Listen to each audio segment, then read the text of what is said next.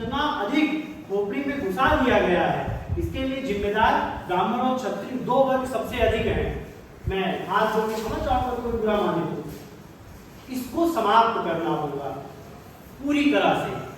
1000 वर्षों तक बिल्कुल विकार आने के बाद जो हमारे भाई हैं उनके साथ शोषण हुआ, इसको स्वीकारने में कोई जो है परहेज नहीं है, ना किसी को स्वीकार करने में कोई तकलीफ होनी चाहिए। अगर आज भी आप स्वीकार नहीं करते हैं, बहुत ध्यान समझिएगा, अगर आज भी आप इसे स्वीकार नहीं करते हैं तो आने वाले समय में स्थिति और भयावह होगी और आप इसका अंदाजा नहीं लगा सकते हैं।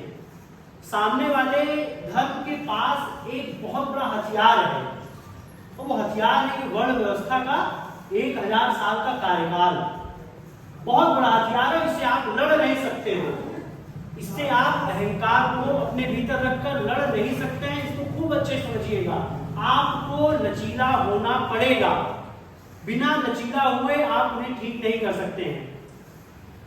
बात समझ रहे हैं?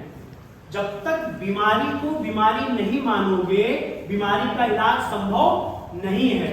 दवाइयां आपके पास पड़ी हैं, उपचार आपके पास पड़ा है, लेकिन तुम्हें मानने को तैयार नहीं हो कि समस्या कहाँ है, चोट कहाँ लगी। जब तक मानने को तैयार नहीं होगे, मलहम कहाँ लगाओगे बताइए?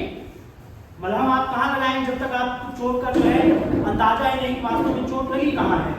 चोट को पहचानना पड़ेगा और ना तो अहंकार में आकर, ठीक है, ना तो अपने आप को बहुत बड़ा बताकर, उनको अपना भाई मानकर उनके बीच जाकर सबसे बड़ी चीज जिससे वो अछूते रहे वो है ज्ञान। हमने पहली भी समस्या का निवारण बताया ज्ञान, दूसरी भी समस्या का निवारण होगा ज्ञान।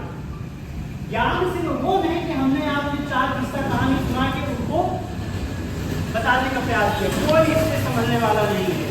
खूब अच्छे समझ लीजिए, सनातन धर्म का मूल ज्ञान है अद्वैत।